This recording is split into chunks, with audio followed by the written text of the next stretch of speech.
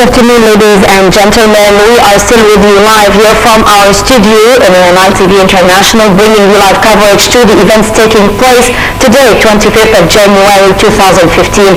Now, there has been few demonstrations by some people here in Egypt, and although the official celebrations have been cancelled, marking Police Day and the 25th of January celebrations, yet we seem to find some demonstrations. Security on high alert today.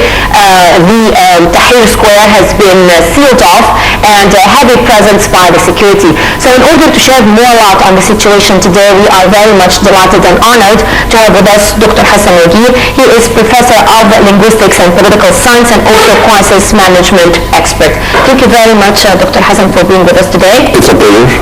Now let's take a general view regarding what's happening today. Let's start by today. How do you see the situation today? I see the situation today as anniversary of the 25th of January.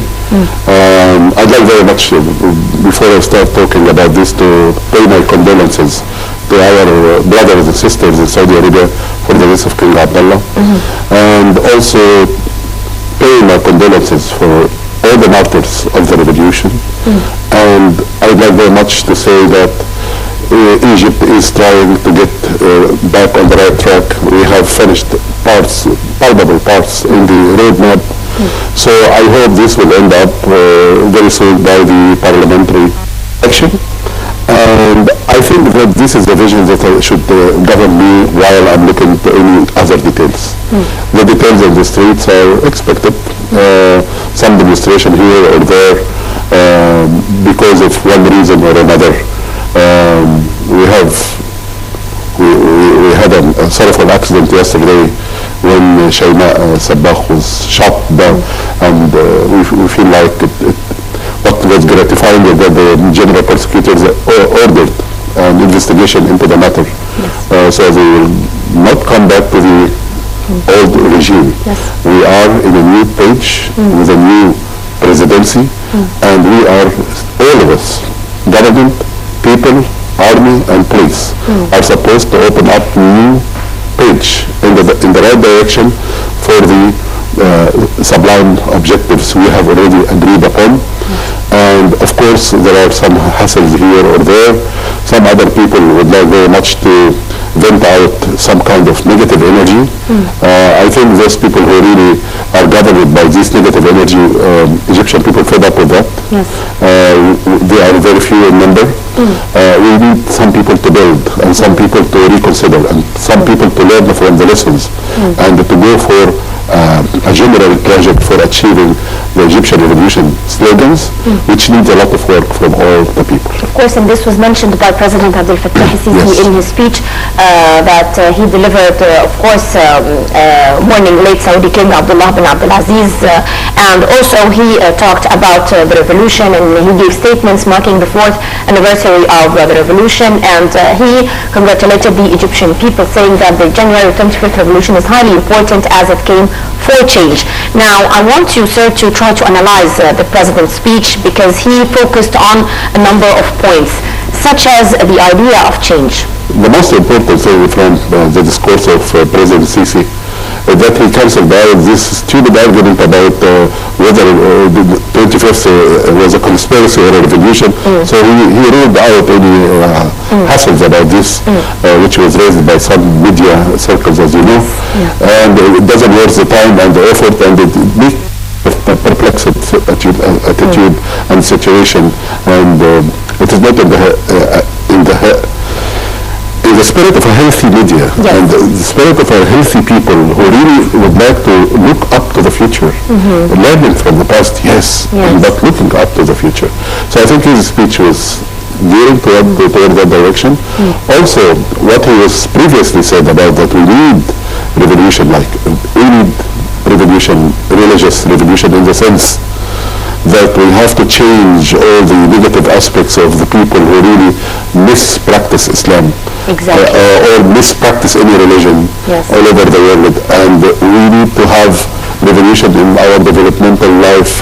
We need to go for this mega project. And he actually one of the most important things in any speech is the felicity condition. What they mean by the felicity condition is that my words are my words should be implemented in reality.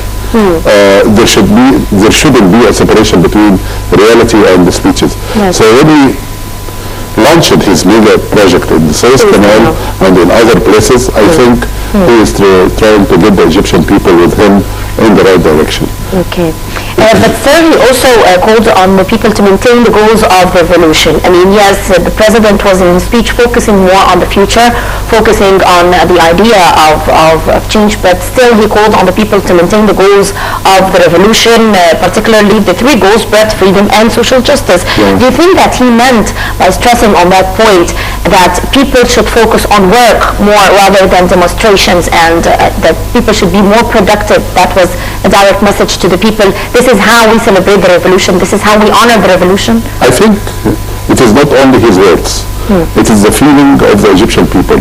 Most of the Egyptian people want these words to be implemented because, yes, we had enough demonstrations in the streets. What happens in the streets? All the time, it's a very good to demonstrate. You have the right to do that, human rights wise, with good organization, and like any other developed country, you have to have a permission, you have to have, etc. But like yesterday, for instance, we had some people, okay, fine, no permission, and fireworks. It annoys everyone in Egypt now, these fireworks. A firework burned a flat.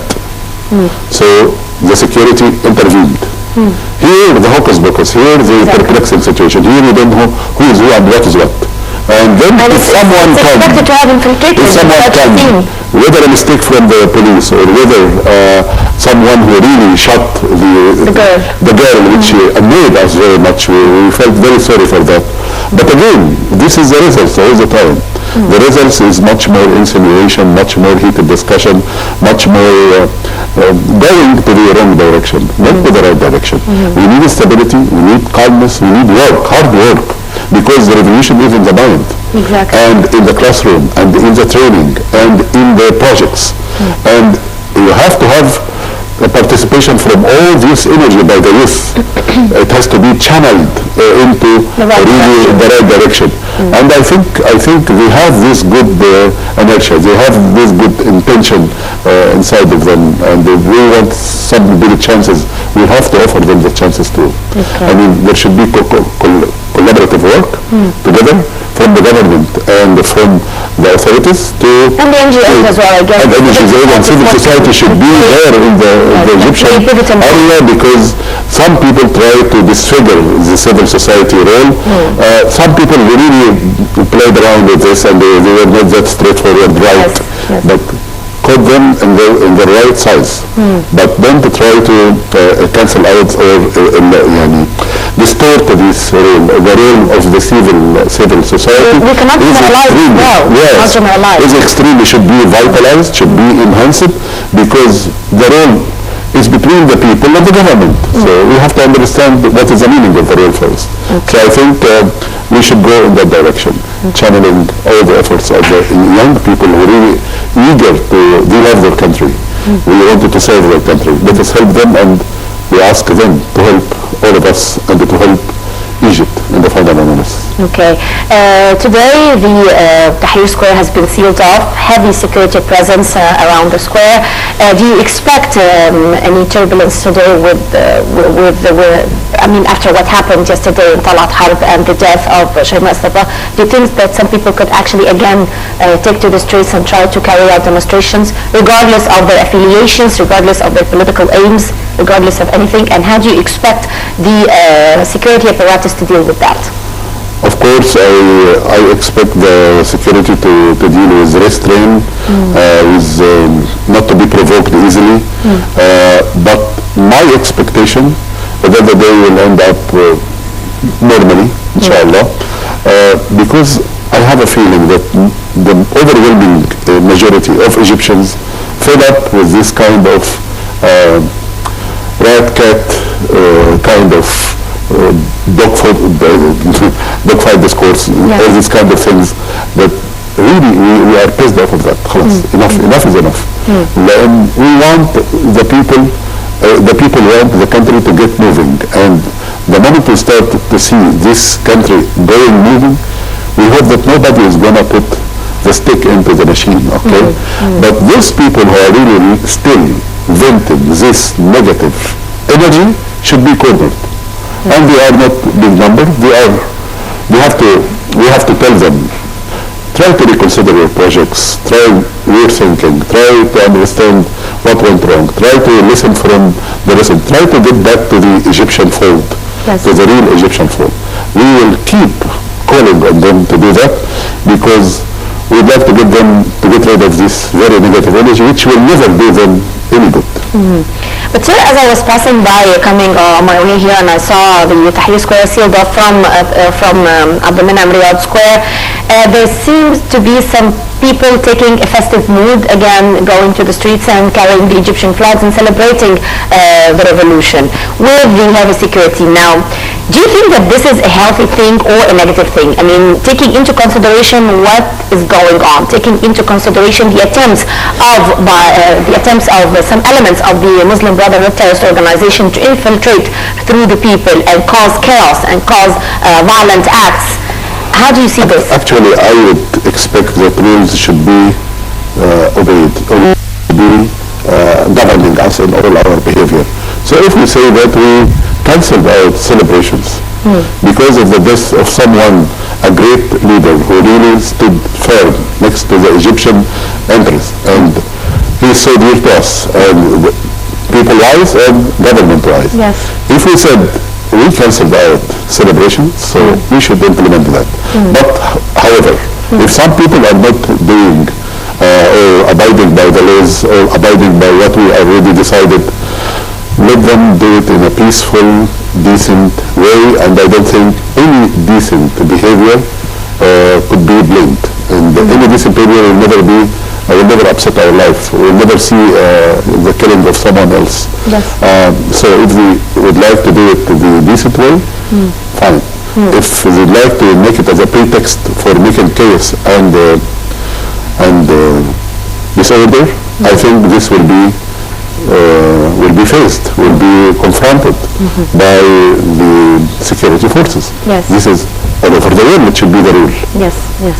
Sir, you mentioned to me that Egypt has been going through the 3 phases of the roadmap, achieving 2 phases of the roadmap, the amendment of the Constitution and the presidential elections, and now it is moving towards the final step of the roadmap, that is the parliamentary elections. Until the parliamentary elections take place, do you expect some moves by the terrorist